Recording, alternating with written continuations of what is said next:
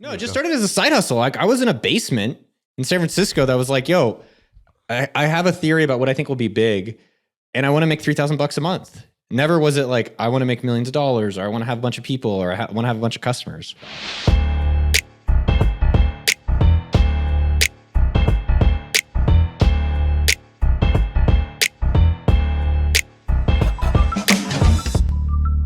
How are you, Sam? Yeah. How are you today? I'm good. What are you doing? Well, I just got back from Albuquerque. I was hanging out with my family. And then I just got home and there's like back-to-back meetings before we go to the Trail of Lights tonight in Austin. I know. Neville and Neil, I've heard all about you guys are going to have some exciting times tonight. Wait, you weren't working today, like a normal schedule? I actually work really best in airplanes. So I got up, worked in the airplane, landed, then just been kind of back-to-back meetings now until 6:30. Do you enjoy having a normal schedule now? Oof.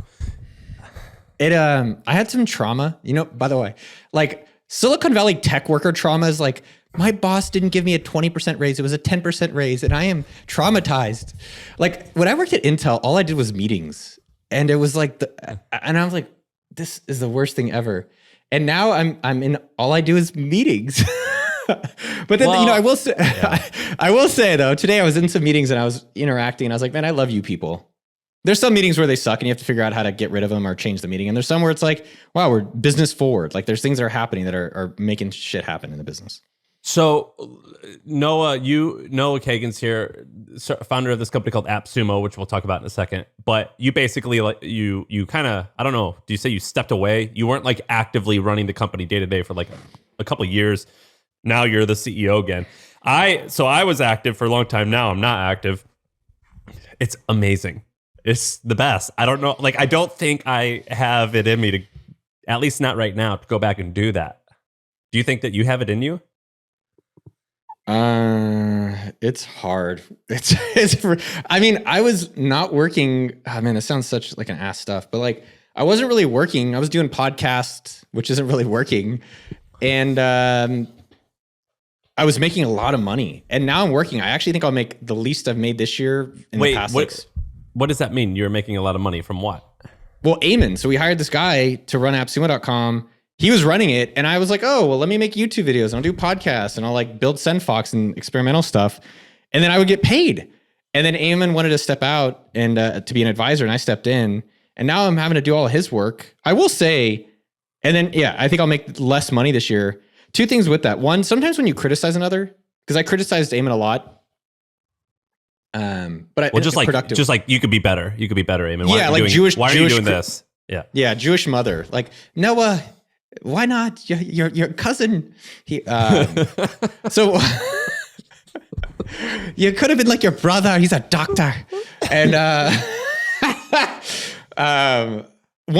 being in his shoes definitely makes me respect him so much more, but just a lot. Like he's a very impressive guy. Also, he had to deal with me. But I'd say the second thing is that the work now is harder. It's hard, but it's much more rewarding. And so I was even writing that down in my diary this morning. I said, "Dear diary, hard work is rewarding." Noah, you have the weirdest. So like, you talk about having a diary. You always talk about going to therapy, which is no big deal. All these things are great, but you act like a tough guy sometimes. And then you talk about like how you got to complain to your diary. You kind of shock me. I think of myself like a Chinese dish. I'm like sweet and sour pork. Like you're not really supposed to have pork as a Jew, and then sometimes it's sweet, and then sometimes you're like kind of sour. It's just like it's a mixed bag. It's a variety. It's entertaining. Since I've known you now for I think like 8 or 9 years, and you're cagey with numbers, so I don't want to push you if you don't want to be pushed. Can you talk about how big you guys are now? In your YouTube video, I think you said 100 million in revenue. Yeah, we're not going to hit it. We actually missed our goal this year. It's going to be less than that. Maybe you said 80. Weird. You said 80 in another video. What? I think we'll hit it because someone doesn't want to tell you how much they make as a cage. Yes. I don't think that's wrong though. I don't talk about a lot of stuff either. I say like round numbers sometimes, or I'll just say I don't want to talk about that. All right. How much did you sell The Hustle for? Let's try these. Let's try KG numbers. Tens of millions of dollars. Yeah, and then how much do you make a year now working at HubSpot? Well, I get paid. I get paid a whole lot of stock, but my base salary I think is only $250,000, maybe. Only. Well, my stock is significant. I will say this is, in all these shows nowadays and crypto people, they always like, this is not financial advice. I'm going to give financial advice. I buy a lot of HubSpot stock. I think it's one of the most undervalued stocks on the market. So, dude, by the way, when they bought us, I think it was, they were worth $17 billion or $16 billion in late January, around when they bought us. I think today it's 40. Hell yeah. It's gone up a lot. So, and that's why when people ask how much we sold for, I'm like, well, I got tens of millions in cash. And then I also got HubSpot stock, but it's up significantly since we sold. So, and I don't know, like, what price do you say? And who's wealthier? Yeah, sorry. I don't know. And I don't love exactly saying, what are we going to ask? Who's wealthier? You or Shaan? Oh, dude, I don't know. Here, I'll tell you this. We did a podcast recently. And I basically said my goal was to make at least $20 million by the age of 30. And I did that. Dude, good for you. And that was the goal. But, like I also I own assets now in some real estate, and I own HubSpot stock and Airbnb stock. But like, you own AppSumo, which an $80 million a year business. Do you think you're worth $200 or $300 million? I think AppSumo is worth somewhere between $250 million and $1 billion. Isn't that crazy? Yeah, I don't really look at that as part of my net worth. I just look at my own. It's interesting. We've talked about this a little bit. I think there's Silicon Valley entrepreneurs that think about your valuation of a company, and then there's me and you who are normal people that are like, what's your profit? What's your revenue? All right, you're worth $1 million. Not like, oh, well, the multiple is this. If they say multiple, they're Silicon Valley. Well, I mean, you guys would sell for if you said that you're going to do in the range of 80 million in revenue. I mean, I don't know how I would value that 5 times profits or 5 times that number, I guess, right? I don't know, man. It's a little surreal. I'm not sure how different my life would be. My brother did ask me, he's like, if you were to sell, how much would you sell for? And I was like, I don't know. Like if it was $1 billion, that's like, and I think people don't realize that. Like when Mark Zuckerberg, I worked at Facebook, and remember Catherine's like, shut up talking about that. But you got to give him credit, man. He turned down $1 billion offer at 24. Yeah, he's crazy. Like, dude, you took the first offers anyone offered you. No, I didn't. But like, yeah, I was like eager. I mean, I say that with love, dude. No, we had a few other ones, but it was a good one, and I knew that I didn't know. I was betting that HubSpot stock was a good buy, and I think that. I just I'm not Zuck. I can't imagine working. Dude, do you think his life is enjoyable? I can't imagine it's enjoyable. No. I mean, I guess he enjoys it, but I just think that that's hell to me. That's why he has to have a virtual character enjoy it more for him. Yeah, I don't know. I mean, like we have, you and I have this buddy. We remember that one time we were out to eat, and you could say his name. I don't know. He's your friend, so you could tell me if you want to say his name. But he was like, Noah, you're not growing at 3 times a year. What the fuck? You're leaving so much on the table. And you're like, dude, I just went mountain biking like on a Tuesday, and then on Wednesday I like did this, and then on Thursday I did this. We're gonna make like 80 million in revenue this year, and I own most of it. I'm so happy. And he was criticizing you as a friend, and and I was like, no, is he crazy? Like you got it. This is perfect. Don't change. This is perfect. It's I don't know. I guess how you want to live. Do you think that? I guess that changes over the years, right? And and I think what's that? No. How you want to live? I mean, I think in your 20s you're just like scrambling and wanting to. I know for me, I wanted to prove myself. I wanted to have status. I wanted to have that. And then as your 30s, I'm still doing it. No, I'm just like you figure out more what really gives you fulfillment, and I think everyone's got their own stuff. I think figuring it out for yourself is a really tough thing. You how many people work there? 100? I think now we have 140. Isn't that crazy? It is crazy. Do you see it was just started as a side. Oh, sorry. Am I cutting you off, dude? No, keep going. I want to hear from you. No, it just started as a side hustle. Like I was in a basement in San Francisco that was like, yo, I have a theory about what I think will be big, and I want to make $3,000 a month. Never was it like, I want to make millions of dollars, or I want to have a bunch of people, or I want to have a bunch of customers. Why $3,000 a month? 1,000 was for living. 1,000 was for eating and 1,000 was for saving. That's funny. That's almost exactly what I did too. It was about that number. How big do you think it was going to get? I never thought that far ahead. I mean, go for it. I keep interrupting you. I'm sorry. Go ahead. No, it's all good, man. Well, like there's a quote I read by Paul Graham, and it was like, if you're so worried about your company's going to be in 10 years, like you're never going to make sure you can take care of your customers today, and your business won't exist in 10 years. So don't worry about it. And I just I guess that's served me well. I think someone asked me, they're like, what did it take to become a millionaire? And I think one of the things for me was just like following the curiosity. And I was like curious about all this stuff that me and you get paid for. Yeah, I mean, I'm in the same boat. I think when having 140 employees I don't know if it would freak me out, but like, I remember, do you still look at your payroll when you pay it every 2 weeks? Well, so do you want to just tell you the call? That's why I was late to the podcast. Yeah. Because we're taking the whole team out to Costa Rica, and then it was some spend for advertising. It was like $50,000. And I'm just like, yes, we make revenue, but at the end of the day, if you don't have income and you're not a funded business, you're going to go out of business. And so I think it's figuring out how do you create, checks and balances. So I'm not stressing about it weekly, but there's definitely some net income issues that are keeping me up. And then we're doing budgeting projections. And the fucked up thing with budgeting is if you budget for 100 million, 120 million, whatever, 150, and you spend on that and you don't make it, then yeah, you get kind of fucked too. I think that you and I are similar in that, like, when I see so I'll like say, yeah, I think we can hit 100 million in revenue. And then they say, all right, well, then we have to spend $80 million. And I look at it and I'm like, oh my God, what the hell? What is this $50,000 expense? What is this $10,000 expense? Are you crazy? We can't do this. This is ridiculous. And I get fearful. I think that's the cool thing about having a guy like Eamon, where he's a little bit less attached. This company called NerdWallet, NerdWallet? Yeah. Tim Chen gave me a little bit of money to start the hustle. And it was his idea to give me money. He was like, hey, can I give you some money to start this? And I took it. And they just went public at like 3 or 4 billion in valuation. And I went to him one day. I go, Tim, we're spending $80,000 a month in expenses. We're making more than that, but like, that's crazy. He goes, man, it's just an Excel number. Like, it's just a spreadsheet. It has an input and an output. That's all you should care about. You shouldn't actually care that it's $80,000 a month.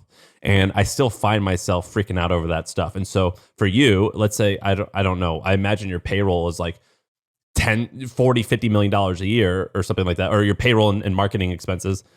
I'd flip out when I think about that, because that's all basically your money.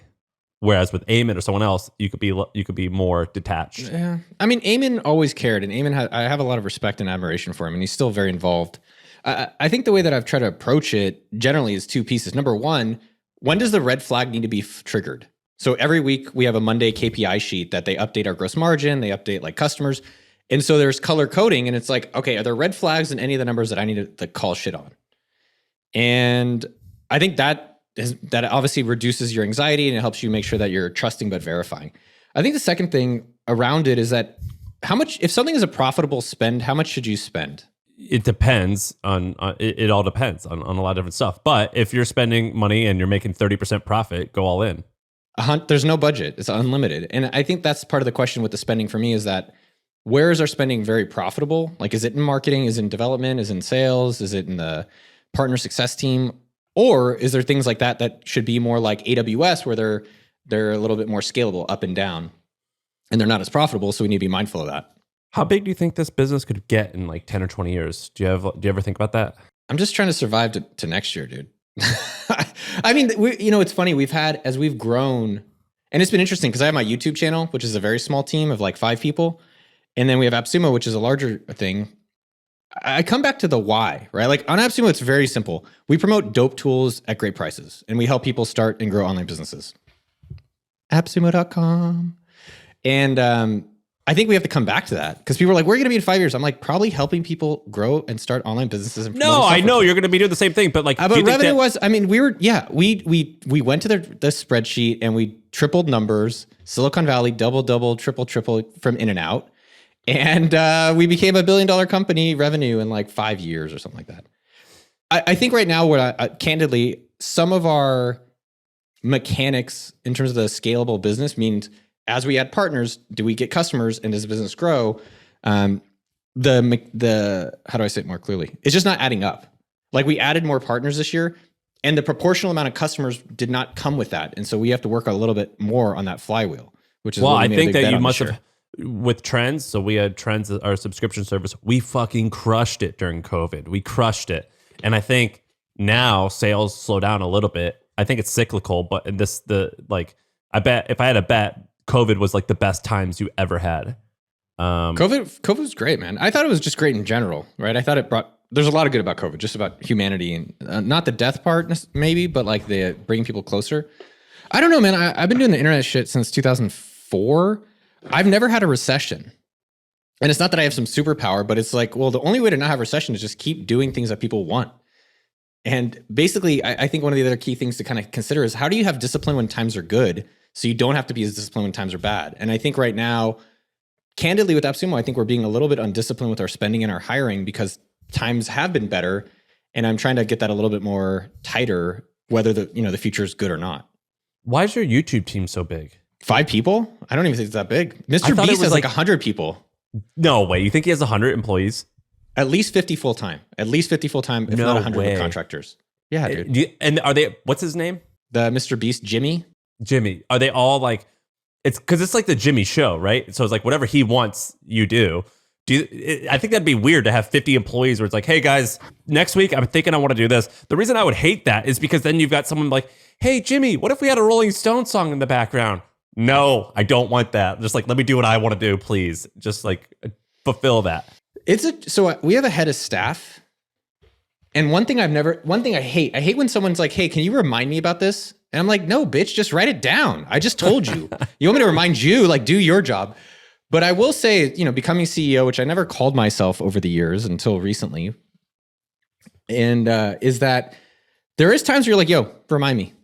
And you're like, oh my God, you're going to remind me? Her name's Anna, who's head of staff. She's phenomenal. And then with the YouTube channel, I'm like, hey, I want you to come back with more ideas. Go pitch me 10 more ideas. Go. And they come back and I'm like, this is the best ever. And so I think it is figuring out, what areas you like to play in and then being around people that you're just consistently impressed with. But having people that'll help you figure out shit, oh my God, it's epic. Are you getting noticed on the street now? No, just a home. Really? You don't? It varies. In Austin, it's kind of our hometown, so I think more people do it. Not even though the channel's gotten bigger, we doubled this year. I actually used to get noticed a lot at the gym. The guy, hey bro, I'm like, hey, I don't know. I'm always still excited when people come and say hi. I just got. Did you get recognized? Yeah, weekly. I just this morning, just walking down the street, and it makes me a little nervous sometimes because I'm like thinking I gotta I love smoking cigars, and I'll just walk around smoking cigars, and I'm like, I don't want people to see me smoking. It makes me a little nervous. Don't you think it's flattering? I always feel honored that I feel something honored. I've worked on. Yeah, something I've worked on has impacted this person, and they're excited to say hi to me. Like who have you seen that you've said hi to that you're a little nervous? The other day I saw Logan Paul. And I respect Logan Paul, and I said, "What's up?" And I just pounded, and I just pounded it while I was walking by. He's huge, dude. Logan's huge. Was this here? Or? New York when I was in, or I guess it wasn't the other day, about 2 or 3 months ago. I saw him, and I cool. respect it. I respect what he built, and he was a big old dude. And I could have stopped and be like, "Hey, like this is what I do for a living." Your brother was on my thing, and we probably got friends of friends, but I was honestly kind of nervous, and I just pounded it when I walked away. Well, I'm sure you'll do a Twitter thing like, hey, I want to have Logan on the show. But anyways, that's awesome, man. Did you see my Twitter thread about when I met the Silk Road guy? No. You didn't see that? I posted it the other day. I was looking through old Dropbox pictures, and or go to my Instagram or something. You'll see it. And I posted I want you to see it. It's me with Ross Albright, the guy from Silk Road. Oh, I think I remember that story you posted about it. Yeah, I talked about it here, but I was looking through old Dropbox pictures and I found the pictures of us together. And I originally took them down off Facebook because I was nervous, but now it's no big deal. And I posted the pictures about how I met this guy named Ross at a party, and we just chit-chatted, and he got arrested months later, and I recognized him, and I was like, oh my God, that was Ross, the guy we hung out with at the party. How much better is your life now being rich? You know that $70,000 study? I've heard that. It sounds like bullshit to me. It's bullshit. It's way better. It's way better. It's significantly better.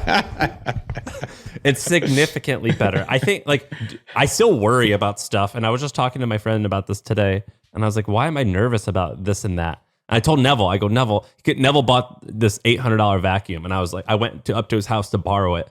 And I was like, I can't buy one of these. It's $800. It's too expensive. And he's like, why are you worrying about that? I'm like, I don't know. It freaks me out. I'm afraid to buy stuff. So do you have that? Yeah. Well, I think two things are interesting. One, I went to the grocery store. I was with my parent, for Thanksgiving. My mom we get grapes. I'm really into green grapes lately. And she's like, Noah, these are really expensive today. Let's not get them. I'm like, Deborah, it's your birthday. I'm going to treat you. You get 2 of them.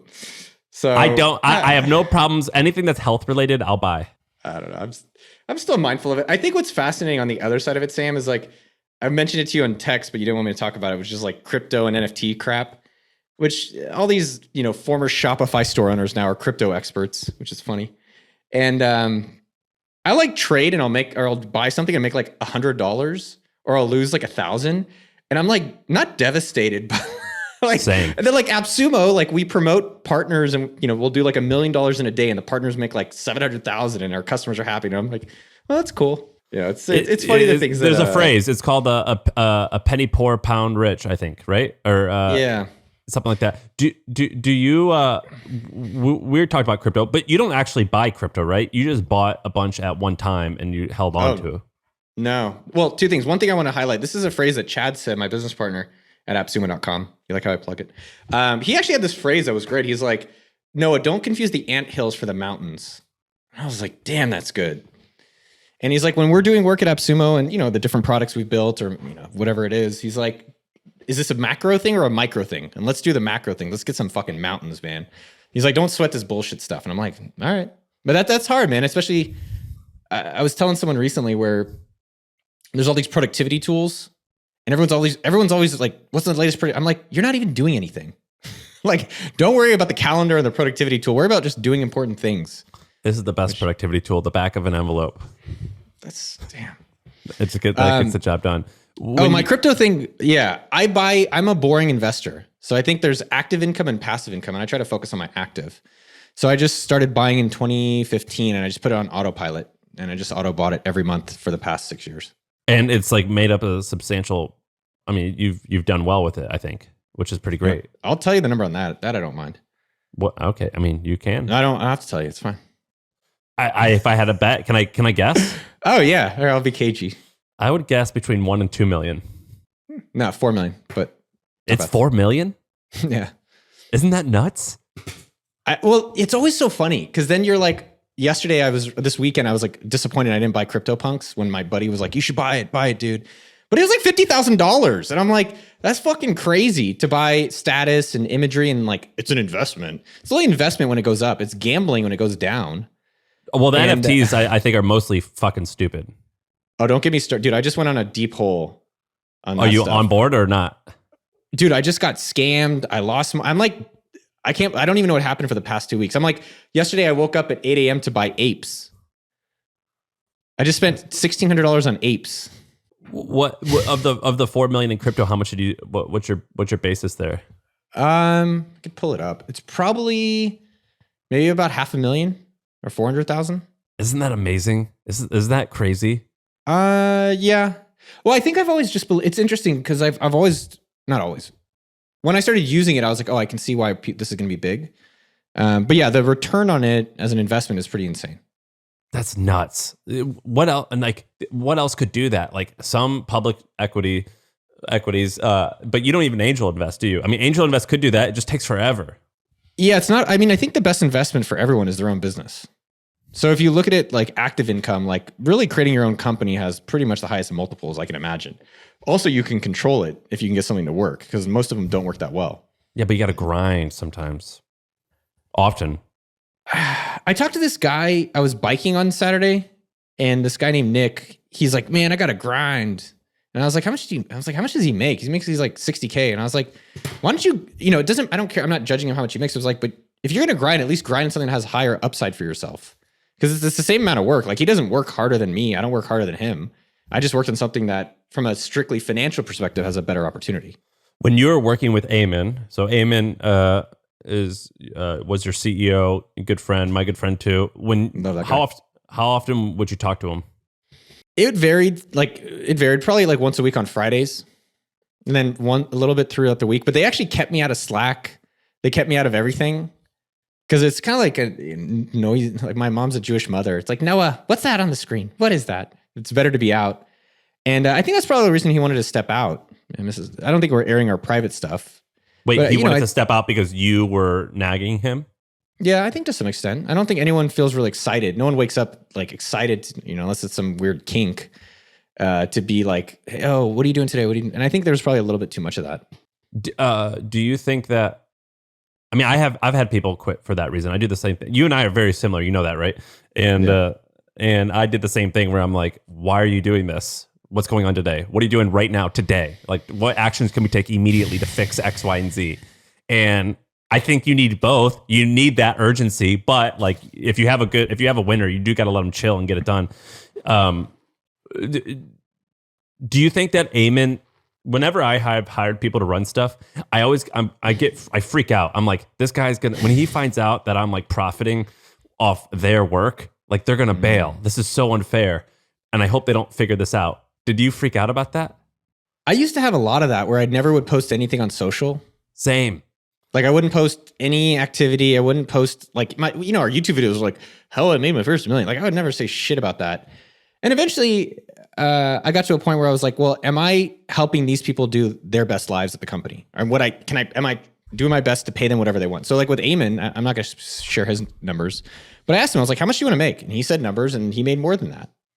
And so I never really felt guilt because that guy got more than he wanted and I got well too. But I think within the company, it's also people are free to work wherever. So it's like, how do you create an environment that people are like, yo, that guy's doing well and I'm doing well. Are you interested in any projects right now? You had SendFox. Did you shut down SendFox? No, we're still running sendfox.com. It's a MailChimp alternative. What do you like? What type of projects are keeping you up? The two things that number one is AppSumo. So, becoming more of a marketplace. So you buy or sell software, tools, books. And then the second stuff is like all this NFT stuff is mind blowing. There's just so much. So Sam, I think like you kind of smirk and, at first I think that's what a lot of people have done with it. Same with crypto. When I was buying in 2015, people were like, I don't fully get it. But there's something just interesting. Same with when I joined Facebook. When I joined Facebook, people were like, you're going to go work at a social network? Okay. Same, it seems weird, but there's just a lot of these really interesting use cases that I'm very tempted and I'm very excited about, right? What use cases? So some of the really interesting ones, one is called CityDAO. So basically everyone pools their money and then they buy a city. So they bought land in Wyoming.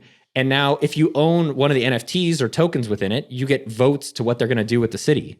That's amazing. So I find that really fascinating. Plus everything's public. So you see who's voting, you see what the votes are. There's not much hidden. There's other ones that I've liked. One's called Head DAO. It's kind of a stupid ass one. I think conceptually it's really interesting. I don't know if it's run well. But what I like about it is a fund where you buy their NFTs. So there's 10,000, everyone buys an NFT. And if you hold the NFTs, and the fund goes and buys stuff, and based on your NFT, you get some return for whatever the fund invests in. So it's kind of like a index fund of crypto and other assets. So I think there's just something. What's the city one called? CityDAO. Who's organizing it? CityDAO, I don't know, but it's all public for the most part. But there's so much stuff like that. Like think about this. You can do housing. So like right now, housing is like Noah owns a contract, goes to the thing and all this. Well, it's like you can have a house that's shared by 1,000 people. Or like Roblox or Minecraft in the game stuff is really interesting where it's like, there's not like Facebook and Twitter that get everything or Roblox. It's like the creators and the consumers own the whole thing. Same with AppSumo. Like how can we create it so the whole customer base owns AppSumo? So they're incentivized even to start doing AppSumo more. I guess it's kind of like owning a share in Amazon, but kind of on a deeper level. Have you ever like paid money to be part of like a membership group, like a Tiger 21 or anything like that? Not yet.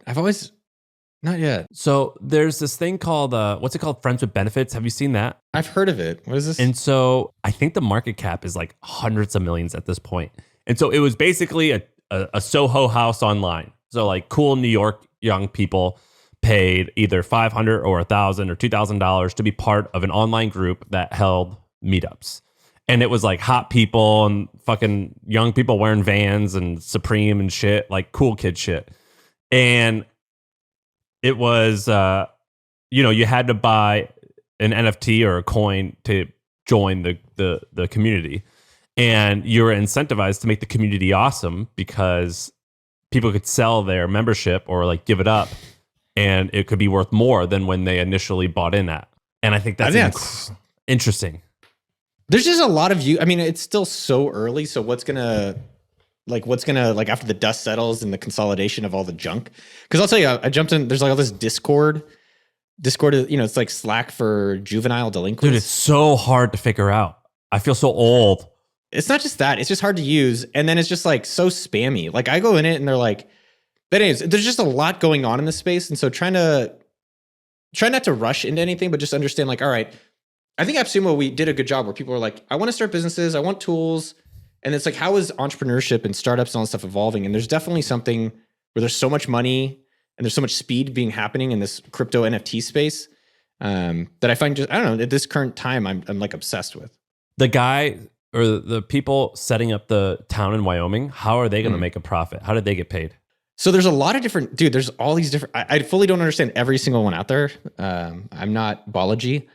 But what they do is a few different things. So one, they could keep some of the assets. So they do a few different things. When you mint the tokens or the NFTs to give out, people buy into it. So when I create the baseball cards and I sell it to you, it's like 1 ETH each for you to buy. The city DAO keeps all that. And then they could decide how much of that goes out to use to buy land. They could say 80% buys land or 50%. They can decide that. The second thing they do, which is really interesting, this is what's really clever about NFT stuff, is a lot of times on the secondary sales, the original owner gets a cut. You know that? Yeah, I didn't know how much though. So it varies. So you can have a thing where if I create NFTs and it's ever resold, I get 5% of all sales forever. So there's some really interesting things. And then you can have people contribute more. There's just a lot of variations. And look, in the end of the day, people have had partnerships. So this is not brand new. I think the medium of exchange through crypto and all this stuff is creating new opportunities. You and Neville and a couple other friends went and hung out with Peter Thiel a few weeks ago, and you could decide what you want to publicize or not. But one thing that I think I can say is, I think he said this to Neville or something, where he was like, businesses are neat, but they die. And he said something like, any city that's ever been a somewhat major city, it's never died before. And apparently his obsession right now is on cities.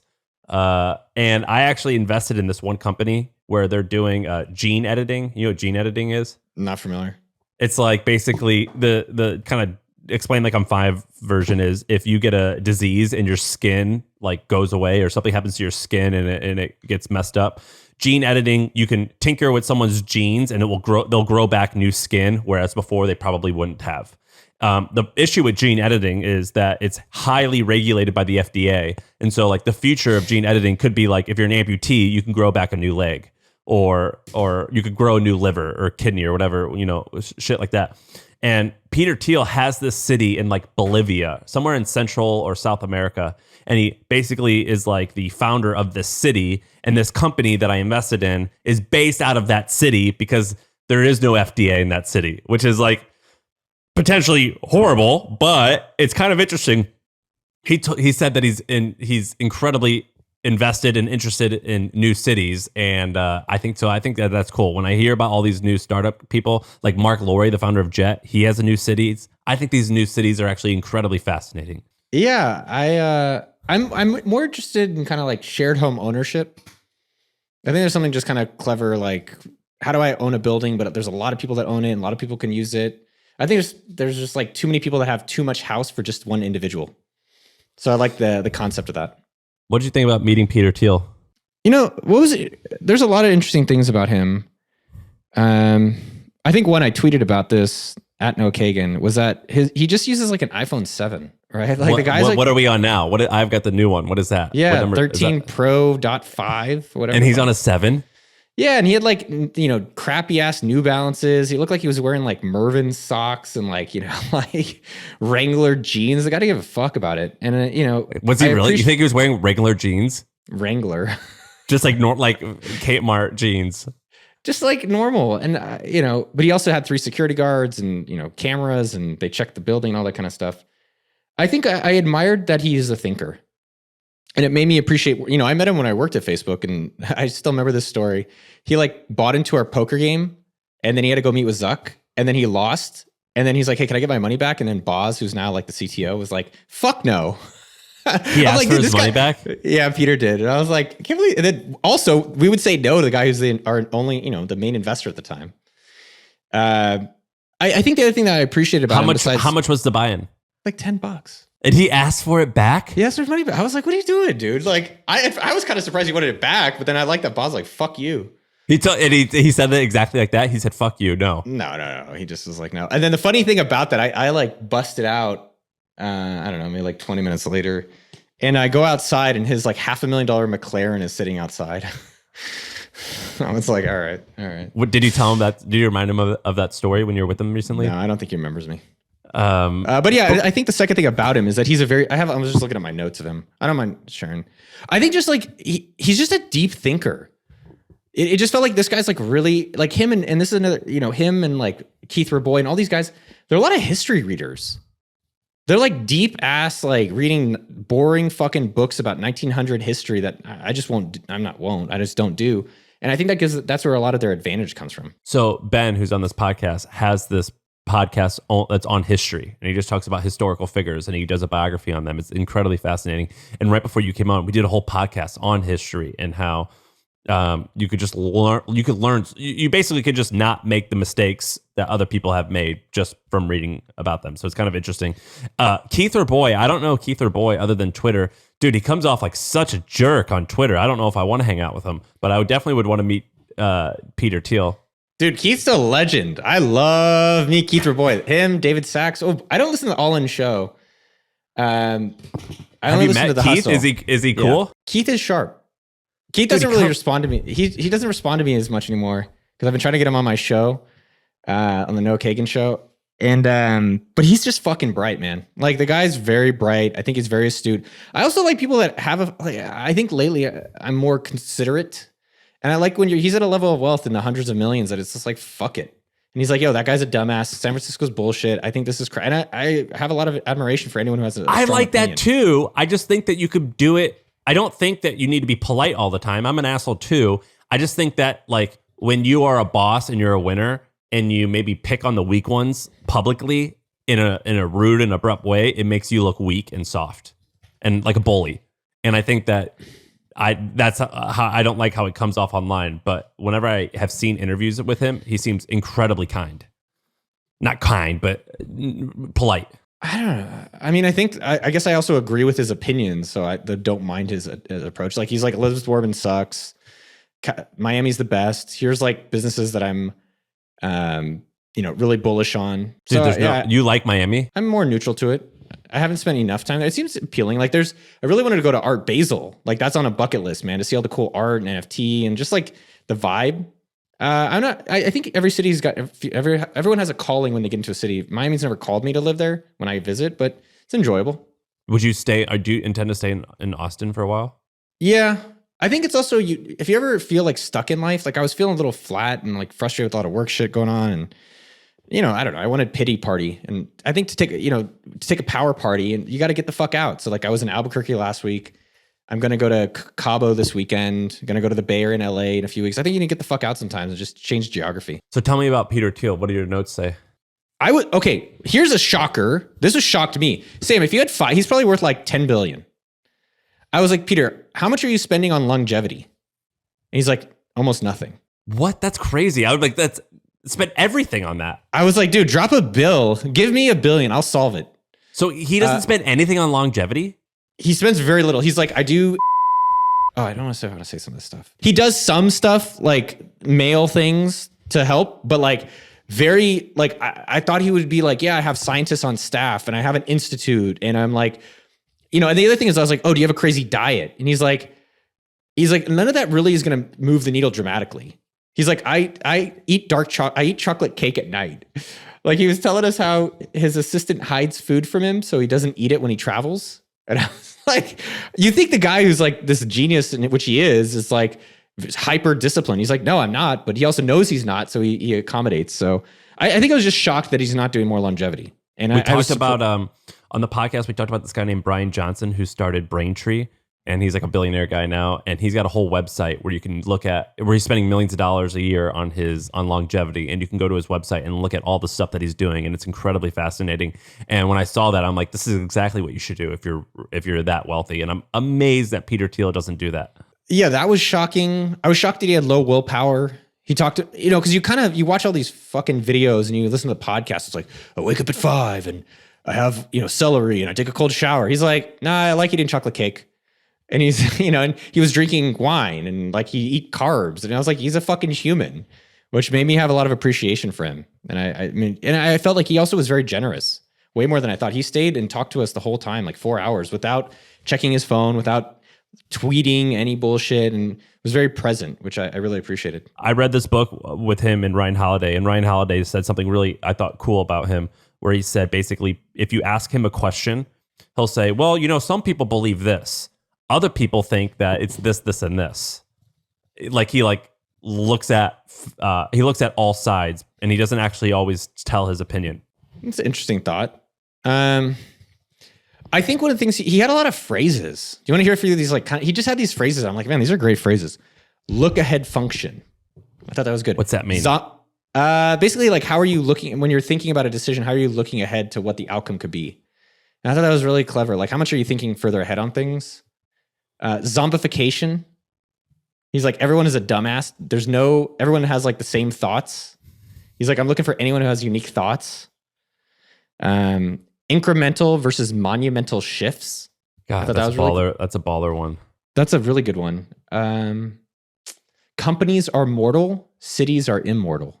Yeah, I was thinking about that, and I was talking to Neville. He goes, "Yeah, Peter told me about this," and I was like, "Yeah, I think that's true." And I was trying to think of like a city in America that is like just gone away, and one that was at least a mediocre city, and there's nothing. Well, I think the thing that I never thought of that he had, I was like, whoa, that's so interesting. Like, we think of cities as like, he was trying to talk about how cities, you're kind of like a shareholder of a country. And I never thought about that. He's like, remote work is the worst thing that can happen to cities. Did he have an opinion about that? Yeah, he thinks places like California and San Francisco are people can vote now with their feet. And so the ability to work remote now hurts them. Yeah, so and I agree with that. But doesn't he live in LA?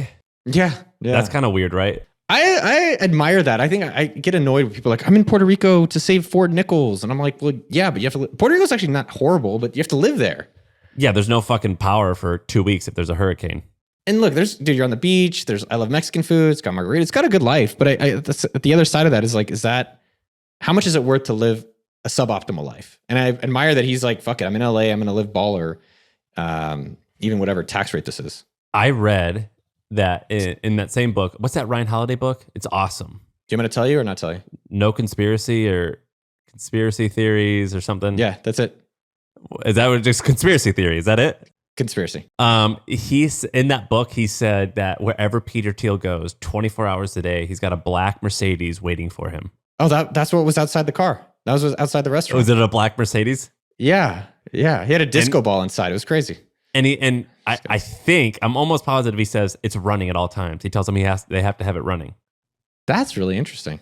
In the book, that's what he said. He goes, he has a Mercedes for him all the time, and apparently he's got like some residence or something in New Zealand where I think there's also a jet waiting for him, like in a close vicinity wherever he's going. And he goes, just in case if anything bad happens, he could bolt to New Zealand. I think the question that I'm curious that you got me thinking about for myself or for you or for the audience is that if we had $1 billion, how would we live differently? What do you think you'd do? You still want to do stuff, right? Like you still want to work. Like work is fun. People are like, oh, it's like, dude, sit around all day, see how that goes. It's fucking boring. It's fucking lame. Not too much. I think I would just do the things I'm doing at a higher level now. I would like not worry about buying houses. I'm not sure. Dude, I don't know. The AppSumo stuff is hard. I don't think I would pay right away to get out of it, but I'd try to figure something else. It's tough. I got another like year or two in it for this role. Then probably buy houses, and I would just try to figure out how to adjust the work to only do the area I want. I would accumulate large amounts of land and I would create nice residence on all of them. So me and my friends can just go and like, it's so rare that we can go someplace and do whatever we want. And that's exciting for me. Like that's what we should do. Do we have any friends that have lots of land that we can go and shoot guns and drive motorcycles and shit and just be like 12-year-olds? That's what I want to do. I thought what you were going to say, I was really hoping, Sam, our answers would be like, I would take that $1 billion and give it out to the world. Well, I'm not giving it to the world, but I would like anything like I felt bad. Remember that Tony Hsieh stuff? Tony Hsieh, the guy from Zappos, That's sad. It was sad. But when I saw that, I'm like, man, I wish it didn't go that way. But at the same time, like he would travel with an entourage. And I'm like, that is sick. As the substance abuse thing was bad. But wherever I went, I would just say, crew, who's coming with? And you and I have a friend, this guy who started Jungle Scout, Greg Mercer. And he bought these fancy seats to F1. And I don't know how much it cost, but I bet you this box cost $50,000 to $100,000. And he was like, hey, do you want to come? And I just had cheapo tickets. And he's like, we took care of everything. And I was like, what? I was like, well, how much is it? I'll pay you. He goes, no, it's cool, man. It's fun. I like sharing. And he brought me, and it was awesome. And he's told me stories about how he takes people to Telluride. Just if he's doing cool shit, he's like, hey, anyone who wants to come with me. And it sounds awesome. That's what I want to do. I think I've told you this. I did my will like a year ago. And then it was kind of like, it was surreal. I was like, oh, I guess I'm going to maybe die one day. But then it really inspired me to live while I'm here and spend the money now while I'm here. So even with my brother, I'm like, do you want to kill me and get the money now? Or can I just give you some of it now? And it's exciting to start thinking about how to live like you have the will and like live like you're dead and enjoy the money with friends like you're talking about. I think that's a great way to approach it. Are you going to have kids anytime soon? I mean, it feels weird making a will where you got to like give shit to your mom and your brother. Yeah, my brother has a kid, which I was like, that guy's going to get all this money? Like, that's crazy. It's not even yours. Like, yeah. It's not even mine, or it's not his. Like it's not your kid. I mean, it just feels weird that like you love him, but you're not. It's not your blood or your. It is some blood. I think genetically. Some. Yeah, I think I'll have kids. I mean, maybe I'll go to a sperm bank and just donate a ton, and then each of those kids gets like $1 million. Maybe each one of them gets a crypto punk. Yeah, shit. We're gonna wrap up here in a minute, but this has been a meandering episode. I actually think it's gonna go over kind of well. I think people are gonna dig it. I got nothing to say to that. I thought it's interesting. I mean, talked about a variety of subjects, and then what do people want out of the show? Why do you think people listen? Something to like entertain, like empty calories? Frankly, business advice. So there's a few things. One, I will say I'm shocked anyone listens, but at this point we're like over 1 million downloads a month now, which is crazy. So some episodes like 50, 60, 70,000 downloads, which is pretty crazy. 2, shockingly, people find us funny. Like that's what the comments say, which amazed me. And 3, I would say Shaan's really good. I think Shaan's good. I think a lot of people listen for him. You're good too, man. You did a good follow on. I mean, I think what it is you're the only ones left podcasting. Like everyone gave up like a few years ago, and you're like, no one told you. So you kept going. It's been so hard. It is hard, man. But I think that's, you forget. My mom always says this, like you forget how hard the last lap is. And I think sometimes when you just kind of push through and you're like, oh, I guess that wasn't so hard. And the further away you get from it. Well, is YouTube easier, you think? It's hard. You could define easy, right? Is the bullshit answer. Well, yeah. It's challenging in a different way. I think the intimacy of an audience is really high with podcasts. Like they're really spending a lot of time with you. YouTube, it's harder to be successful on it. I think it's harder. I don't know, harder. But there is a broader audience available for you to reach. So that's why I spend all my time. That's why I stopped podcasting more or less. I still have my show, the Noah Kagan Presents, but of my content creation, audience building, 95% of that's in YouTube world.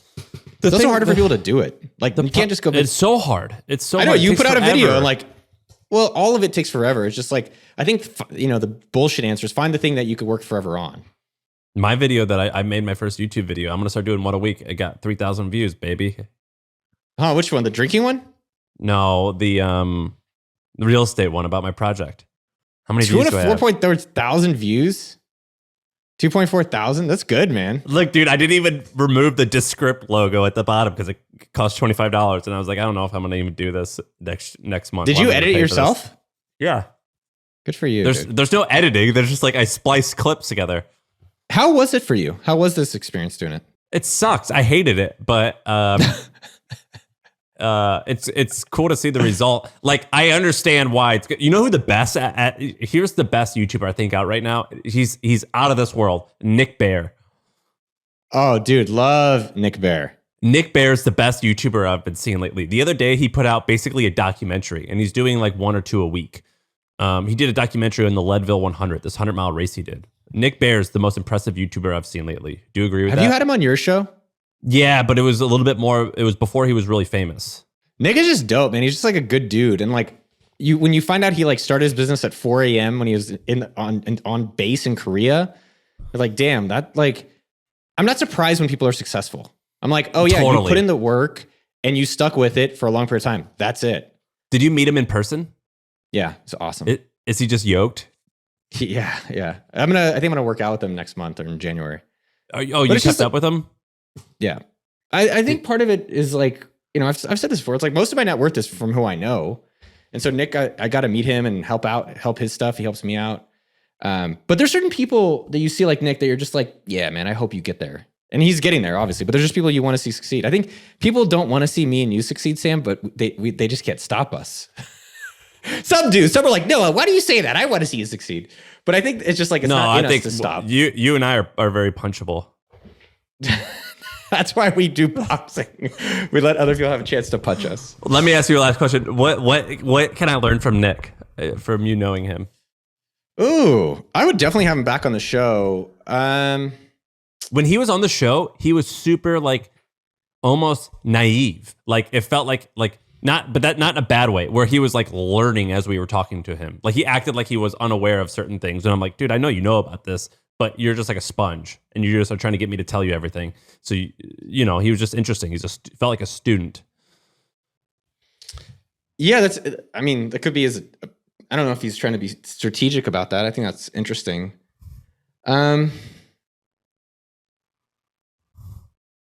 I don't know.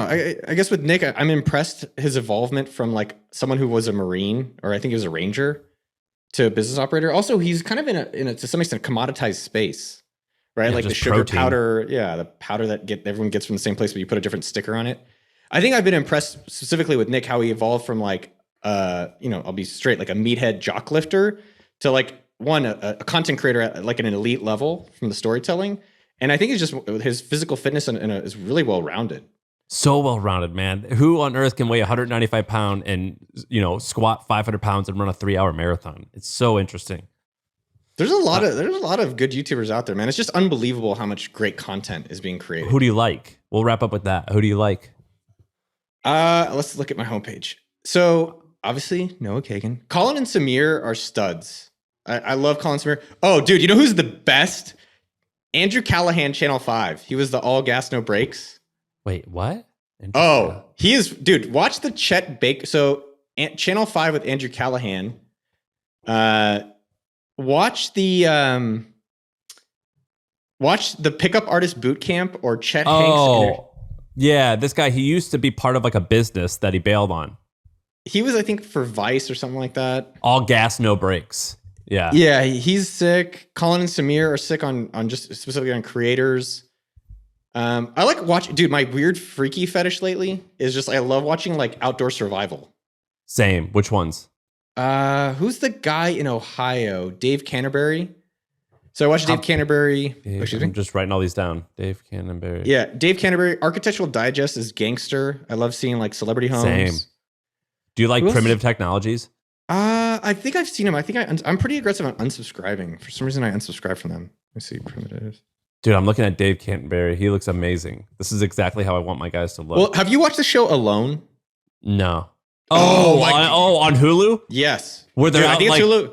Have you met with the guy that looks like he's wearing like bear skin around? He looks like a Native American, the white dude, but he's like, I actually don't know where he is. And then there's another guy who was in the caves of Missouri. There's a bunch of weird ass people in there, but dude, it's epic. So I definitely would recommend Alone. So I like all the survival stuff from that. I watch a lot of, dude, this is the weirdest one. I watch a lot of squash videos. I probably watch like it's on right now. Watch this. While you're talking to me, Sam, I have it on in the background. Like hydraulic press? No, squash, like the game, like the British game. Why are you watching that? I just leave it on. It's just like white noise I put on the background. So I watch a lot of that on YouTube. That's kind of a lot of that's the main things, like outdoor survival, architecture, of course, Neville, and yeah, that's about it. All right. Well, Ben, what do we think? What other books? What are you gonna say? Well, I'll tell you some. I'll tell you another good book I read, man. I'll tell a weird one that people have. Dude, I've been reading all crime books. So like the real murder mystery. Well, yeah, I like that, but like I just like one on 9/11. Another one. Favorite book this year? Favorite book this year. Okay, you're going to like this one because you do this. It's called Travels with Charlie in Search of America. John Steinbeck wrote it in 1930. And John Steinbeck, famous author. And he was like, I live in Cape Cod and I'm rich now. I'm in my 60s. I've been writing about middle America for the past 50 years and I'm so out of touch right now. And he just drives his pickup truck around America and just talks to people and writes about it.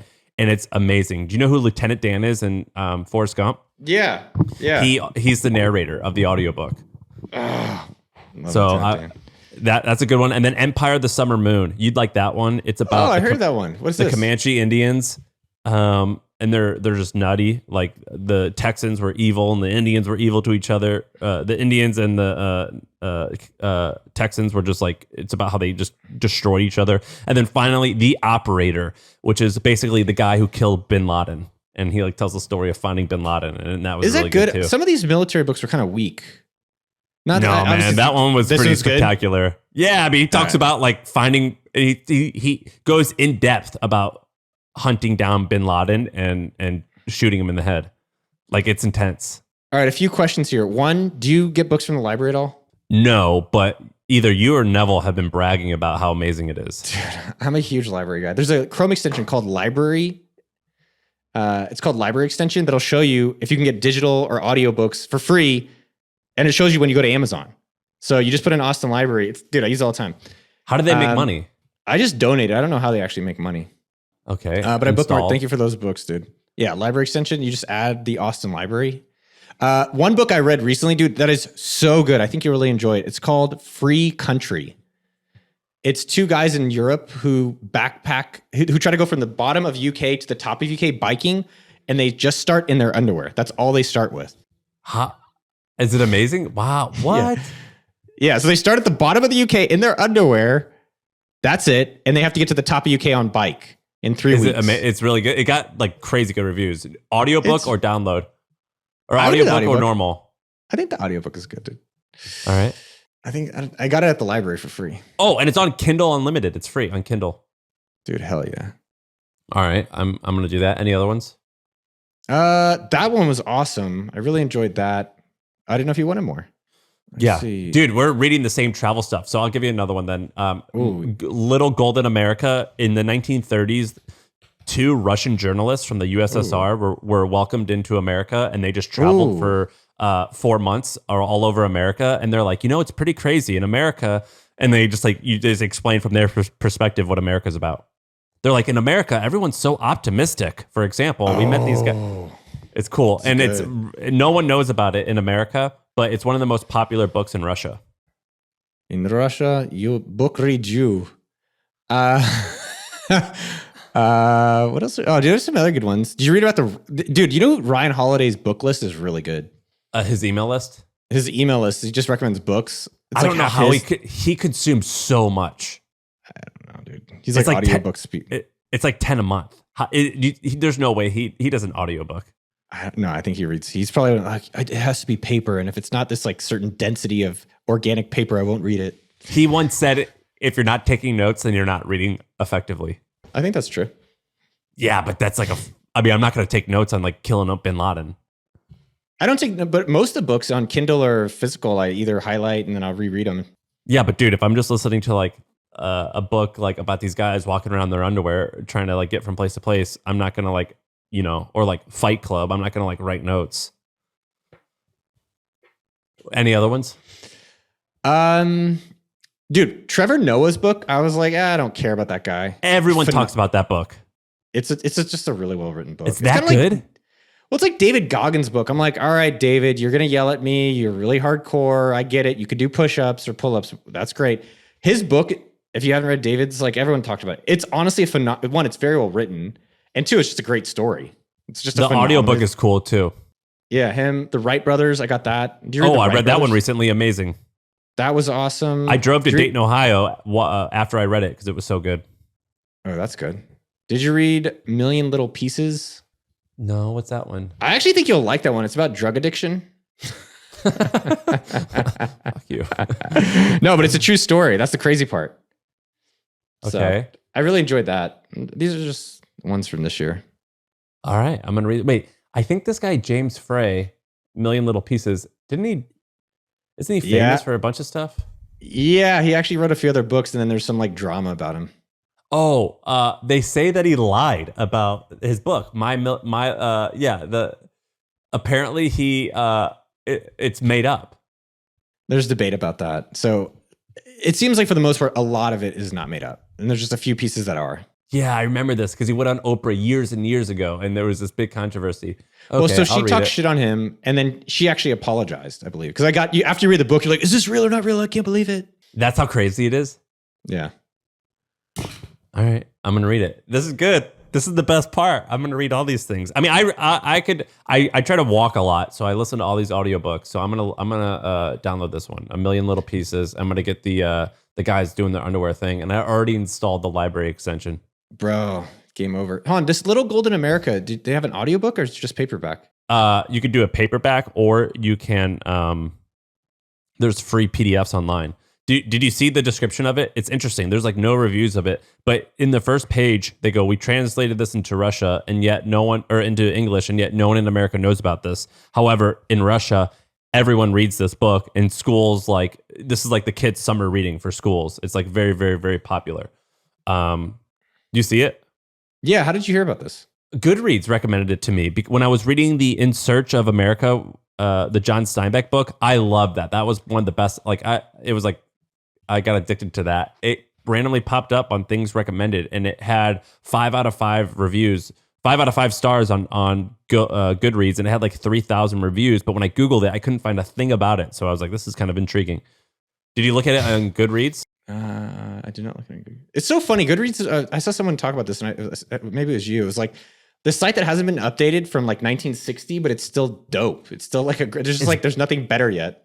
It's badass. The guy who started it spoke at HustleCon. His name's Otis Chandler, and his grandpa started the LA Times. And Otis sold to Amazon for like $1 billion, I think. I think it was $1 billion or $100 million, but he sold it to him like 10 years ago or something like that. So he just knocked it out the park. You ever blown away by like how much awesome books are out there that we don't even know of?